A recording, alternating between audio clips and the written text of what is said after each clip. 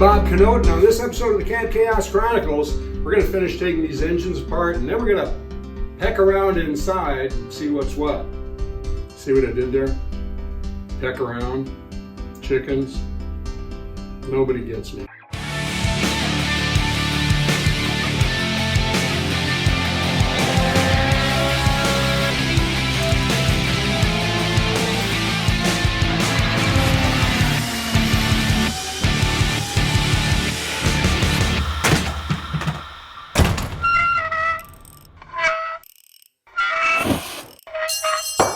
Dang it. Last week I showed you what the basic disassembly of the parts on the outside of the engine were done in order to get to the complicated stuff on the inside, the heart of the beast.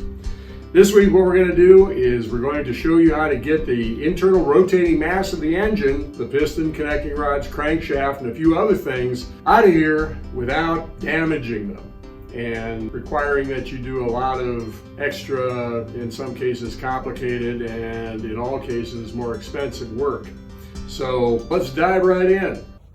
Our next step is going to be to remove the connecting rod caps, and as you can see, I've got them all labeled A and B and 1 through 6. Of the 2 connecting rods that go to each crank pin journal, the B cylinder is always going to be to the front of the engine. This is important because you always want to make sure that the correct cap goes on a particular connecting rod, because the cap can be offset just a little bit from one connecting rod to another. And that, of course, would mess up your clearances, which would have disastrous results. So let's get these things separated.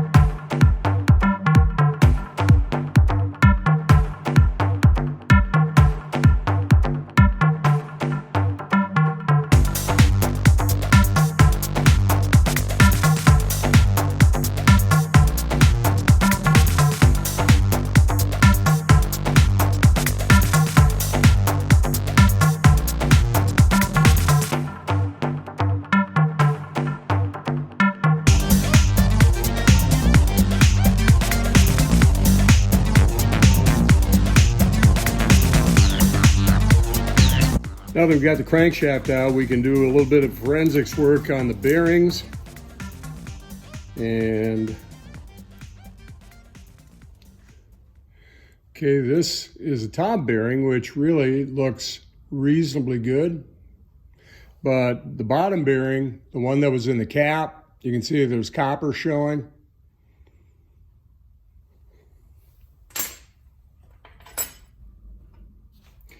We've also got a main bearing right here that is in the same situation. And I got to tell you that most of these engines that I work with are pretty rough. They're in the shop for a reason. And a lot of times they've been running hot and the oil breaks down and pressure drops. And the thing is that with the early 5.3, only bypass oil goes through the cooler. And when the bearings start to wear a little bit, then the flow through of bearings increases, the pressure drops, the bypass closes to maintain flow at the bearings. The bypass valve doesn't send enough oil to the cooler up front and back to the inlet of the pump, and the death spiral continues. Now this engine appears to be in reasonably good shape in terms of the heads.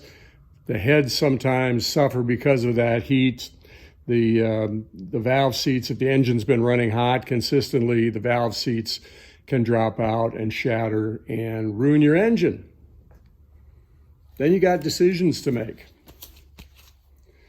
This crankshaft doesn't look awful.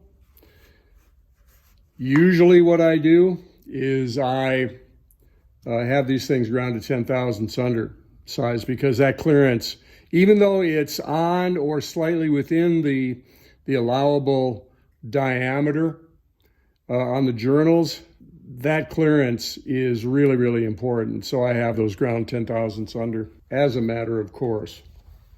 This is another important point to make. These are the thrust bearings that are located in the center journal between the block and the, actually like this with the copper facing toward the crankshaft. They're like this. There's one on each side of the main web for this journal. And what they do is they provide a bearing surface for the crankshaft as it wants to move back and forth. It's important that when you pull the crank out, you note where these things are because they can stay stuck to the crankshaft and they can get lost. I've done that, I'm afraid. These things are very seldom in need of replacement. I just spray them with some dry-filled lubricant and reuse them. It's time to start pushing pistons out. What I do is I take the bank that I'm working on, in this case it's the B bank, and I orient that horizontally so that pistons and liners don't drop out onto the floor and get damaged. And so what I do is I pick up one connecting rod bolt and tap the other.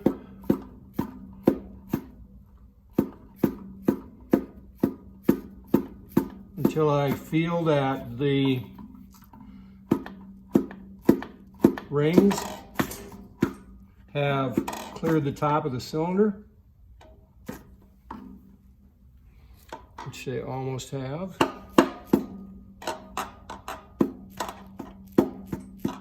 There we go.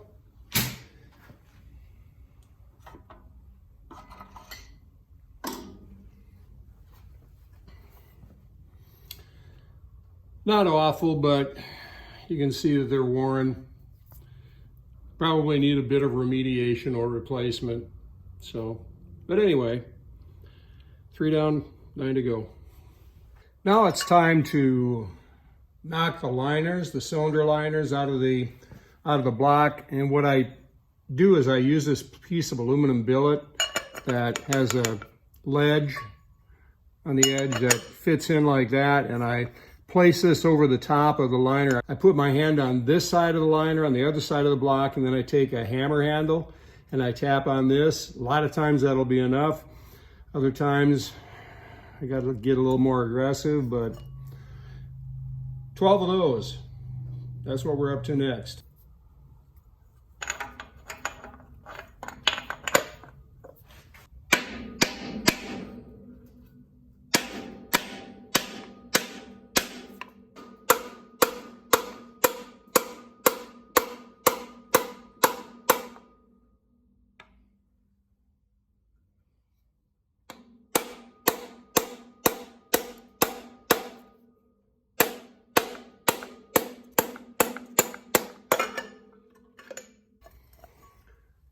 This one was burned in there pretty good, but that's going to be reusable, I think. A really important thing to remember regarding removing these cylinder liners is it's really important that you use something like this or something that does the same thing when driving out the liners, because if you use something like a punch or try to bang the edge here with a hammer somehow, I don't believe you can actually get in there with a hammer. But if you're going to use something that is only going to be impacting one particular point, I can almost guarantee you, you're going to crack that liner. Believe me, I know what I'm talking about. And if you crack that liner, now you got to go find another one. And they are available new, but it's really great if you don't have to do that. I noticed something interesting here after I got these cylinders out of the first engine. You can see the ones on the end here, A1 and A6, and to a lesser degree, A3. They're relatively clean. They've got none of this buildup that you see here on A4 and A5. All it took was to put that piece of round billet on the end, give it a few taps with the hammer handle, and once this seal up here between the block and the cylinder liner broke, you could pretty much pull them out by hand. These, on the other hand, particularly 4 and 5, they took a tremendous amount of effort to get out. And you can see that it's on the end ones, A1 and A6, you can see the steel, a little bit of accumulation, but you know, that's exposed to the crankcase. So you're gonna get oil up between that boss that the liners fit into and the liner itself. Now, why would it do this? The only thing that I can think is that this has something to do with temperature. And if it was oil temperature or coolant temperature, you would think that all of them would have the same sort of a buildup. However, on those three, A2, A4, and A5, you can see there's a significant amount more than the other ones. What I'm thinking is there's something that affects each cylinder individually that would cause this to happen. And by the way, the B bank on the other side is pretty much the same way. So it occurs to me that what can affect cylinder temperature on an individual basis is fuel and air mixture. And it doesn't take a whole lot based on my experience flying light aircraft, the ones where you have to adjust the mixture manually. It doesn't take much to result in a fairly significant increase in temperature. So I'm wondering if this is a graphic depiction of the condition of the fuel injectors in each cylinder. Now, I'm relatively new to the CFI thing. I'm a carburetor guy myself, and I don't know the degree to which the ECU will respond to lean mixtures and rich in the mixture. But I know for a fact that you've only got one O2 sensor per side, and it's going to take an average of all of these. So I don't know. What I do know is that Old Tex has an overheating problem, and it seems to be getting a little bit worse every year. To the point now where I don't drive it after noon when it's up in the 80s and 90s. So what I'm going to do is pull the injectors, test them, clean them, test them again, and see what the situation is. Now, obviously, I can't make this observation without taking the engine apart, but I think it'd be an interesting thing to do, and then note if it makes a difference as far as coolant temperature is concerned. I've been around the bend with Old Tex on this overheating issue, and I'm running out of options, and this might shed some light on the situation. The only major thing that we've got yet to do is to remove the jack shaft. Now, the jack shaft has two functions. First of all, it's an idler gear for the timing chain that runs around the front end of the engine here.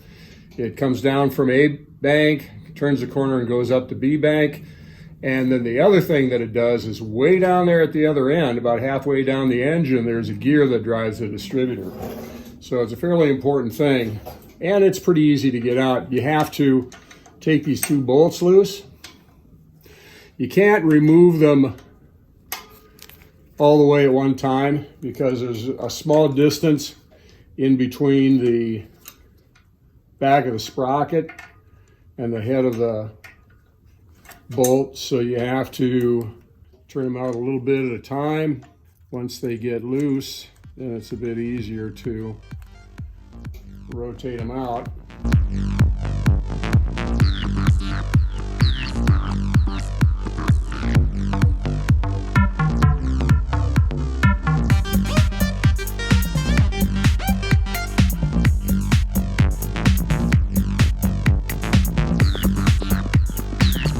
And this is a plate that has this fork that fits down in a slot that goes around the outside of the shaft, and thereby it retains it in the block.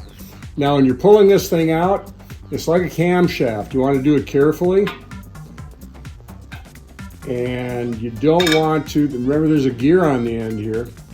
And what you don't want to do is to rake that gear over the bearing and damage it. There you go. That's your jack shaft.